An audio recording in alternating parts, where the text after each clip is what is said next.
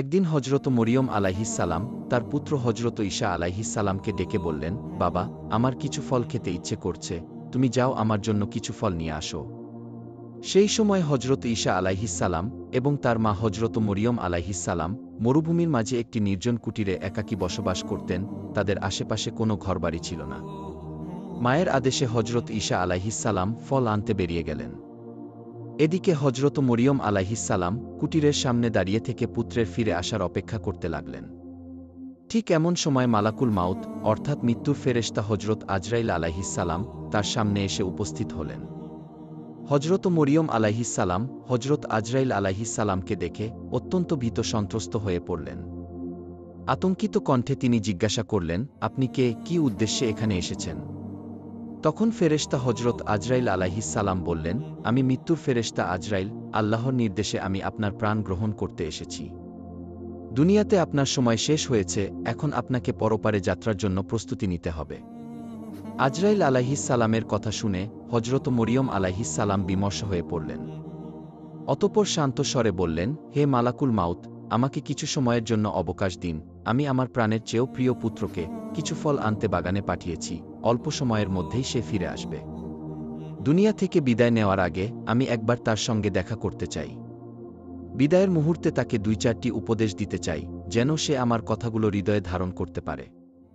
হজরত মরিয়ম আলাইহিসসালাম মিনতি করে বললেন, অনুগ্রহ করে কিছুক্ষণ সময় অপেক্ষা করুন, সে ফিরে এলে এরপর আপনি আমার প্রাণ গ্রহণ করবেন।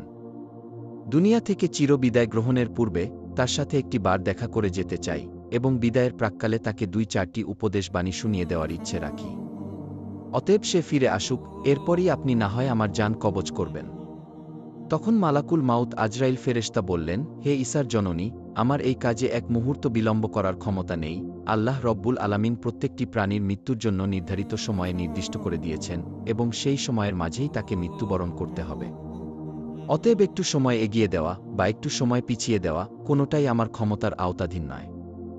আল্লাহ রব্বুল আলামিনের এই আদেশ অনুসারে আমাকে এখনই আপনার জান কবজ করতে হবে। হজরত আজরাইল আলাইহিসসালামের এই কথা শুনে হজরত মরিয়ম আলাইহিসসালাম বললেন, আমি মৃত্যুকে ভয় করি না এবং আমি আল্লাহর আদেশের অবাধ্য নই। কিন্তু দুঃখের বিষয়, শেষ মুহূর্তে পুত্রকে একটি কথাও বলে যেতে পারলাম না এবং তাকে একবারের জন্য দেখে যেতেও পারলাম না। যাই হোক, আল্লাহ যা কিছু করেন সবকিছুই তিনি বান্দার মঙ্গলের জন্য করেন। এরপর তিনি তার জান কবজ করার জন্য হজরত আজরাইল আলাইহিসসালামকে অনুমতি দিলেন। অতঃপর ফেরেশতা আজরাইল আলাইহিসসালাম যথাসময়ে হজরত মরিয়ম আলাইহিসসালামের জান কবজ করে চলে গেলেন। তার প্রাণহীন দেহটি মাটিতে পড়ে রইল। কিছুক্ষণ পর হজরত ঈসা আলাইহিসসালাম জঙ্গল থেকে কিছু ফল নিয়ে কুটিরে ফিরে এলেন এবং তিনি দেখলেন তার জননী মাটিতে শুয়ে আছেন। তিনি ভাবলেন হয়তো তার মা নিদ্রায় গিয়েছেন, তাই তাকে বিরক্ত করলেন না। অনেক সময় অতিবাহিত হওয়ার পর হজরত ঈসা আলাইহিসসালাম তার মায়ের কোনো সাড়া শব্দ না পেয়ে তাকে নাড়া দিলেন। তখন তিনি বুঝতে পারলেন তার মায়ের পবিত্র আত্মা তার দেহ মোবারক ত্যাগ করে পরপারে চলে গিয়েছে। হজরত ঈসা আলাইহিসসালাম তার মায়ের এই রূপ হঠাৎ মৃত্যুতে গভীরভাবে শোকাহত হয়ে পড়লেন। মায়ের বিরহে তিনি অশ্রু বিসর্জন করতে লাগলেন। তার এই করুণ কান্না দেখে বনের পশুপাখিরাও কেঁদে আকুল হয়ে গেল। এভাবে কিছু সময় অতিবাহিত হওয়ার পরে তিনি নিজেকে সামলে নিলেন এবং উপলব্ধি করলেন মায়ের দাফন কাফনের কাজে মনোনিবেশ করা জরুরি। কিন্তু তিনি এমন এক জায়গায় থাকতেন যেখানে দূর দূরান্তে কোনো মানুষ থাকত না। তাই তিনি তার মায়ের দাফন কাফনের কাজে সহায়তা করার জন্য কতিপয় লোক অনুসন্ধানের জন্য বেরিয়ে পড়লেন। কিছুদূর পথ চলার পর কয়েকজন লোকের সঙ্গে তার সাক্ষাৎ হল। তারা ঈসা আলাইহিসসালামের দিকেই আসছিলেন।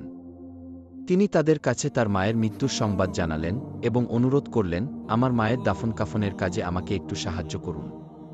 তারা হজরত ঈসা আলাইহিসসালামের কথা শুনে বললেন, হে আল্লাহর নবী, আমরা মূলত মানুষ নই, আমরা আল্লাহর মনোনীত ফেরেশতা। আমরা আপনার মায়ের দাফন কাফনের কাজে অংশগ্রহণ করার জন্য বেহেশত থেকে এসেছি। আমরা আপনার মা হজরত মরিয়ম আলাইহিসসালামের দাফন কাফনের উপযোগী কাপড়, সুগন্ধি এবং আনুষঙ্গিক জিনিসপত্র সঙ্গে নিয়ে এসেছি। অতঃপর হজরত ঈসা আলাইহিসসালাম ফেরেশতাদেরকে নিয়ে তার মায়ের দাফন কাফনের কার্য সম্পন্ন করলেন। মায়ের ইন্তেকালের কিছুদিন পর হজরত ঈসা আলাইহিসসালাম বায়তুল মুকাদ্দাসে ফিরে আসেন। সেখানে কিছুদিন অতিবাহিত হওয়ার পর আল্লাহ রব্বুল আলামিন তার প্রতি ওহী নাজিল করলেন এবং তাকে নতুন শরিয়াত এবং ইনজিল কিতাব দান করলেন। এরপর আল্লাহ রব্বুল আলামিন তাকে আদেশ করলেন, হে ঈসা, তুমি তোমার এই নতুন শরিয়াত এবং ইনজিল কিতাব অনুযায়ী মানুষকে দ্বীনের পথে আহ্বান করতে থাকো। আল্লাহ রব্বুল আলামিনের আদেশ মোতাবেক একদিন হজরত ঈসা আলাইহিস সালাম একটি জনসমাবেশে উপস্থিত হয়ে বললেন, হে আল্লাহ তাআলার বান্দারা, পূর্ববর্তী বিধান অনুসারে আমার নিকটে নতুন কিতাব এবং শরিয়াত নাজিল হয়েছে। অতএব এখন থেকে তোমরা পুরাতন কিতাবের বিধান বর্জন করে নতুন কিতাবের হুকুম অনুযায়ী জীবন যাপন করার অঙ্গীকার গ্রহণ করো। হজরত ঈসা আলাইহিস সালামের মুখ থেকে এসব কথা শোনা মাত্রই অবাধ্য বনী ইসরাইল প্রচণ্ড ক্ষিপ্ত হয়ে উঠল। তারা বলল, এতদিন আমরা তোমাকে একজন সৎ ও উত্তম মানুষ বলে মনে করতাম, কিন্তু এখন দেখছি তুমি সেই বিশ্বাসের সুযোগ নিয়ে আমাদের পূর্বপুরুষদের ধর্ম নষ্ট করার ষড়যন্ত্র করছ। তোমার সাহস তো কম নয়, তুমি নিজে একটি নতুন শরিয়াত তৈরি করে আমাদের উপর তা চাপিয়ে দেওয়ার চেষ্টা করছ। শুনে রাখো, আমরা তোমার এই ষড়যন্ত্র এবং তোমার পরিকল্পনা কখনোই সফল হতে দেব না। যদি তুমি তোমার এই অসৎ পথ থেকে ফিরে না আসো, তবে আমরা তোমাকে হত্যা করতে বাধ্য হব। হজরত ঈসা আলাইহিস সালাম এই কথা শুনে তাদেরকে বললেন, তোমরা আমাকে হত্যা করার ভয় দেখাচ্ছ, কিন্তু এটা আমার কাছে অতি তুচ্ছ ব্যাপার।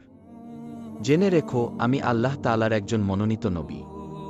সেই হিসেবে আল্লাহর নির্দেশ অনুসারে জাতিকে সত্য ও সঠিক পথে আহ্বান করা এবং তাদেরকে দ্বীনের দাওয়াত দেওয়া আমার একান্ত দায়িত্ব। অতএব আমি তোমাদেরকে এই সত্য পথ গ্রহণের জন্য বিশেষভাবে অনুরোধ জানাচ্ছি। অন্যথায় তোমাদের উপর সেইরূপ আযাব নাজিল হবে যেরূপ ইতিপূর্বে অন্যান্য উম্মাতের উপর নাজিল হয়েছিল। অতঃপর নবীর এই নতুন শরিয়াতের কথা প্রচার হওয়ার সাথে সাথে বনী ইসরায়েলদের মাঝে বিভিন্ন ধরনের আলোচনা এবং সমালোচনা শুরু হল। কিছু অবাধ্য লোক নবীর বিরোধিতায় মেতে উঠল, আবার কিছু লোক হজরত ঈসা আলাইহিস সালামের নিকটে এসে কালিমা পড়ে ইসলাম ধর্ম গ্রহণ করল। নবী তার অনুসারীদের সামনে অসংখ্য মোজেজা প্রদর্শন করলেন। তার দেখানো মোজেজাগুলোর মধ্যে অন্যতম ছিল মৃত ব্যক্তিকে জীবিত করা, জন্মগত অন্ধকে সুস্থ করে তোলা, কুষ্ঠ রোগীকে আরোগ্য দান করা এবং মাটি দিয়ে পাখি তৈরি করে তাতে প্রাণ সঞ্চার করা। নবীর এইসব আশ্চর্যজনক নিদর্শন দেখে বহু মানুষ সত্যের পথে ফিরে এল। তবে যারা একগুঁয়ে এবং দুর্ভাগা ছিল, তারা এত সব স্পষ্ট প্রমাণ দেখেও নবীর বিরোধিতায় লিপ্ত রইল।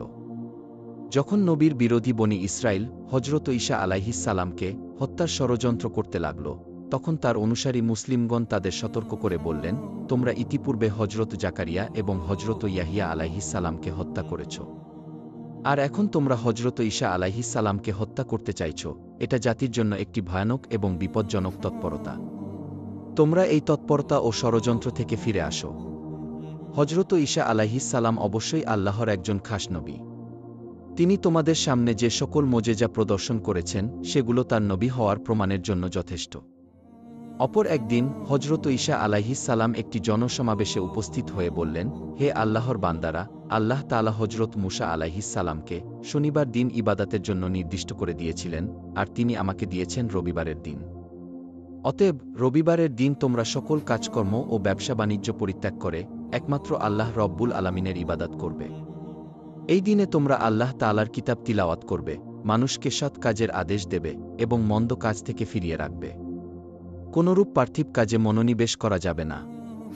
এই হুকুম অমান্য করলে আল্লাহ রব্বুল আলামিন তোমাদের উপর অসন্তুষ্ট হবেন এবং তোমাদের উপর তার শাস্তি, বিপদাপদ এবং কঠিন আযাব আসার সম্ভাবনা বেড়ে যাবে। অতএব হে বনী ইসরায়েল সম্প্রদায়, তোমরা আমার এই দাওয়াত কবুল করো এবং মনোযোগ সহকারে এই বিধানের উপর আমল করো। তিনি আরও বললেন, হে বনী ইসরায়েলের ভাইয়েরা, আমি তোমাদেরকে আরও একটি সুসংবাদ দিতে চাই। তোমরা জেনে রাখো, আল্লাহ রব্বুল আলামিন আমার উপর যে কিতাব নাজিল করেছেন, আমি তার হুকুম প্রতিষ্ঠিত করার জন্য দিন রাত চেষ্টা চালিয়ে যাব। তবে আমার পর তোমাদের নিকটে আরও একজন মহান নবী আগমন করবেন, আমি তার সুসংবাদ তোমাদের কাছে রেখে যাচ্ছি। তার নাম হবে মুহাম্মদ, তিনি হবেন পৃথিবীর সর্বশ্রেষ্ঠ এবং সর্বশেষ নবী। যদি তোমাদের কেউ তার যুগে উপস্থিত থাকো, তাহলে তোমরা অবশ্যই তার দ্বীন এবং ধর্ম গ্রহণ করবে।